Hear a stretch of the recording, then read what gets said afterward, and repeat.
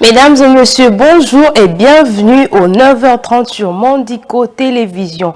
Le fichier électoral est fiable, assure Denis Kadima, le président de la CENI, la Commission électorale nationale indépendante de la RDC, qui a répondu aux critiques sur le travail de l'institution qu'il dirige. Il était l'invité du journal Afrique sur les antennes de TV5 Monde. Denis Kadima a rassuré à l'opinion tant nationale qu'internationale que les choses évoluent bien et les élections auront lieu dans le délai constitutionnel. Suivez un extrait. Oui, tout est mis en œuvre pour qu'il y ait élection et nous n'avons aucune raison de penser que tel ne sera pas le cas. Parce que la commission est en place, elle travaille et elle a un calendrier qu'elle respecte assez rigoureusement. Donc il n'y a pas à se faire des soucis. Quand les gens évoquent un report, c'est simplement parce que c'est un des scénarios possibles dans tout projet. Dans le projet électoral, vous pouvez envisager un report. Mais moi, je peux vous dire que nous sommes en voie vers la tenue des élections telle que prévue dans le calendrier. Nous l'avions voulu, nous avions invité la francophonie, elle est venue, mais cela n'a pas été possible de se retirer parce qu'on ne voulait pas d'elle. Mais il fallait parer au plus pressé. Nous avons utilisé notre méthode, nous avons recruté des gens après appel à candidature et cela a été fait. C'est des chiffres qui devraient démontrer. Ça, c'est des chiffres qu'il a lancés comme ça, mais nous n'avons aucune idée d'où il tire ces chiffres-là. Tous les vrais chefs coutumiers de la ville de Kinshasa sont désormais identifiés à travers la carte d'identification d'autorité coutumière sécurisée et dictée par le gouvernement provincial à travers le ministère provincial des Affaires coutumières. La cérémonie des remises a eu lieu le lundi 16 octobre à la satisfaction des concernés. Images et commentaires Ranta Louyela. C'est officiel à Kinshasa. On ne parlera plus de faux chefs coutumiers, ni encore de phénomènes de dédoublement dans le village et chefferie. Le vrai chef coutumier seront connus et identifiés grâce à une carte d'identité sécurisée. C'est une innovation du gouvernement provincial à travers le ministère provincial des Affaires coutumières que dirige Marcel Mokilinga Sono, qui a procédé à la remise officielle le lundi 16 octobre 2023 de ces cartes aux chefs traditionnels. Mais avant, ils ont observé une minute de silence en mémoire de tous les chefs coutumiers assassinés par le Mobondo. Après quoi est intervenue la remise de ces cartes sécurisées, qui vient combattre les différents conflits dans les cours et tribunaux à propos du dédoublement. Qui sont dans des cours et tribunaux et qui n'ont jamais été chefs coutumiers. Alors, une carte pour un chef coutumier, ça va lui permettre d'être différent d'un faux chef.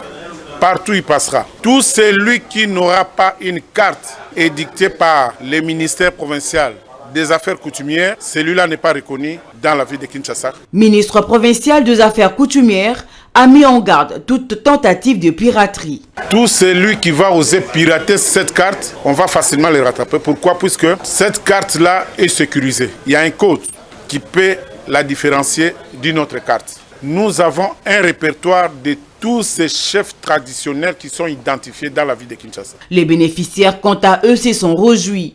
Des autres ezalaki mingi makasi pona biso bafumu na kati ya ba village. Carte ba pesi oyo ya ba vrai chef nde yango oyo. Poto yeba na raté ba fonde mutu akoma ko yeba na koleka kutu biso ba vrai. Yango initiative o mokonzi asali ko bana na gouverneur na ministre tout to CP nango. Ba mfumu mabe ba leki ebele na Kinshasa. Et comme ata mwana mfumu aza mfumu. Noko mfumu aza mfumu, non? Donc, Fini le conflit entre le vrai et le faux chef coutumier dans le village et chefferie. Okay, c'est bon. Lancement le lundi 16 octobre 2023 à Kinshasa du projet Kinelenda, un projet de développement multisectoriel et de résilience urbaine de Kinshasa dans la commune d'Enjili. Dans le cadre de ces projets, la maison communale d'Enjili fera peau neuve. En même temps, 2 espaces publics vont être aménagés dans la place communale et les terrains Sainte-Thérèse. C'est le ministre d'État chargé des infrastructures et travaux publics qui a donné le coup d'envoi de ces travaux. Suivez.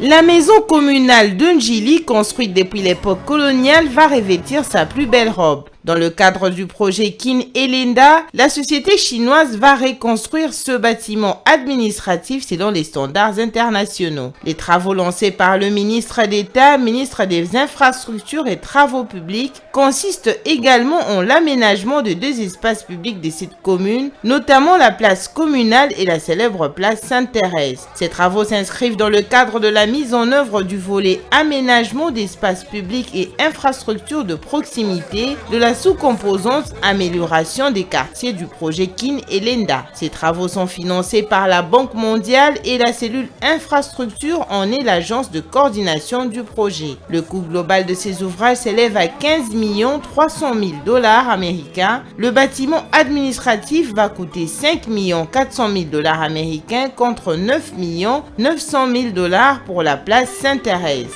Le délai d'exécution des travaux est de 18 mois.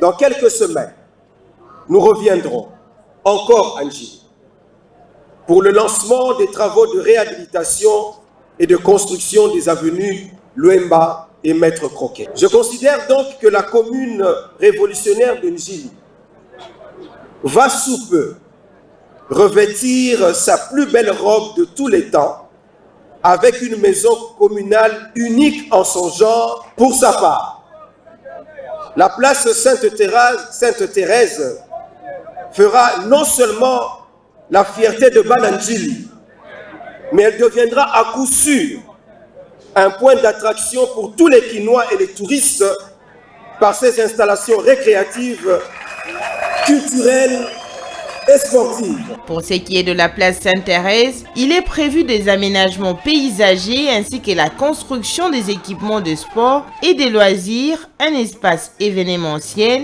un terrain de football avec tribune. Il y aura aussi une salle de formation, des vestiaires, une zone administrative, un sanitaire, une salle polyvalente, une billetterie, un poste de sécurité et une infirmerie. Le projet prévoit aussi un terrain de football secondaire avec gradin, un gymnase omnisport, un terrain omnisport et bien d'autres. Le gouverneur de la ville-province de Kinshasa a déjà son idée sur la gestion efficiente de ces ouvrages. Pour assurer une gestion rationnelle de l'espace public Sainte-Thérèse, un conseil de gestion constitué des représentants ou délégués des bénéficiaires du projet sera mis en place. Ce conseil, qui aura un rôle consultatif, se réunira régulièrement pour évoquer librement les attentes et besoins des bénéficiaires du quartier ou des attentes sportives qui utiliseront ces infrastructures pour les entraînements ou les rencontres. Une fois que ces ouvrages seront achevés, les habitants de Njili doivent relever les défis d'entretien de ces infrastructures. L'entretien des biens publics fait justement défaut à beaucoup de Kinois en général, les Njilois en particulier. Pour terminer, les agents de la société Transacademia ont décrété le lundi 16 octobre un mouvement de grève devant le Palais du Peuple, réclamant ainsi les arriérés des salaires de plus de 4 mois. De l'autre côté, les étudiants interviennent et réclament aux autorités de prendre des précautions afin que les activités reprennent au sein de cette société. Suivez. Ils étaient nombreux à manifester devant le Palais du Peuple, chauffeurs, vérificateurs, régulateurs et points focaux de cette entreprise. Ils réclament 4 mois de salaire payés. Par conséquent, aucun bus n'est en circulation pour faciliter la mobilité des étudiants sur les principales artères de la ville-province de Kinshasa. Nous réclamons nos droits parce que ça fait 5 mois que nous ne recevons plus de salaire. En plus de cela, nous n'avons signé aucun contrat. Nous avons même offert des services pendant le jeu de la francophonie pour lesquels nous ne sommes pas toujours payés jusqu'à ces jours. Pourtant, nous travaillons chaque jour. Devons-nous nous taire pour ça? Le loso to sangana parce que nous avons 4 mois impayés. Nous sommes réunis aujourd'hui pour réclamer nos 4 mois d'arriérés de salaire. Nous sommes parents et responsables de famille. Nous nous réveillons très tôt le matin, souvent vers 2h et 3h pour venir travailler. Le chef de l'État a eu cette initiative pour le bien-être des étudiants congolais. Mais il y a de ceux qui manœuvrent sur nos salaires. Nous demandons au président de s'en occuper personnellement.